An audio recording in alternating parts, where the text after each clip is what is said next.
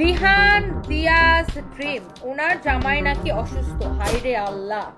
হ্যাঁ, আমার জামাই তো অসুস্থ, আমার জামাই অবশ্যই অসুস্থ।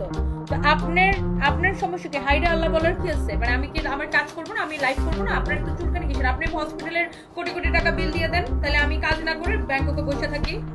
ফালতু ছোট লোক কোথাকার, বুঝে না কোনো কিছু, আবার এসে মানুষের কথা করায় ফালতু। মনে হচ্ছে কি এরা আমার সব খরচ দিয়ে দেয়, আমার হসপিটালের বিল মনে হয় এরা দিয়ে দিবে, সবকিছু ওরা করে দিবে। সবকিছু তো করতে হয় আমারে ভাই। আমি আজকে বাংলাদেশ, কালকে ব্যাংকক, আজকে বাংলাদেশ, কালকে ব্যাংকক, এইসব করতে করতে আমার দিন যায়। আমার কি পরিমাণ পরিশ্রম যাচ্ছে সেটা তো আমি জানি, কি পরিমাণ আমার প্রেশার যাচ্ছে।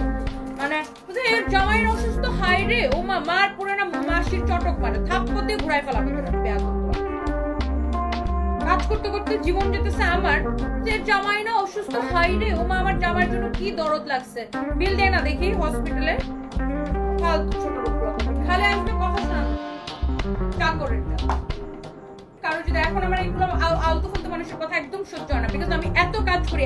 দেখেন আমি কালকে রাতে আমি মানে আমার ফ্লাইটে, আমি বাংলাদেশ, আমার প্লেন নামছে 1টা বাজে, আমার বাসায় আসতে আসতে 2:30 বাজছে এয়ারপোর্ট থেকে।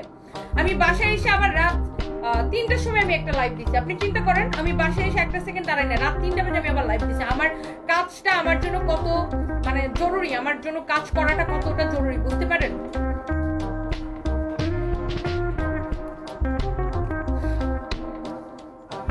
ঠিক বলছি একদম। হ্যাঁ, তুমি চাকরের জাত তো, তুমি আমার চাকর, এই জন্য তুমি ঠিক বলছো একদম।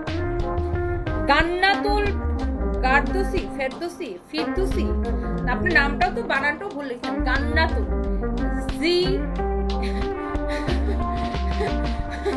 গান্নাতুল জি দিয়ে লিখছে গান্নাতুল।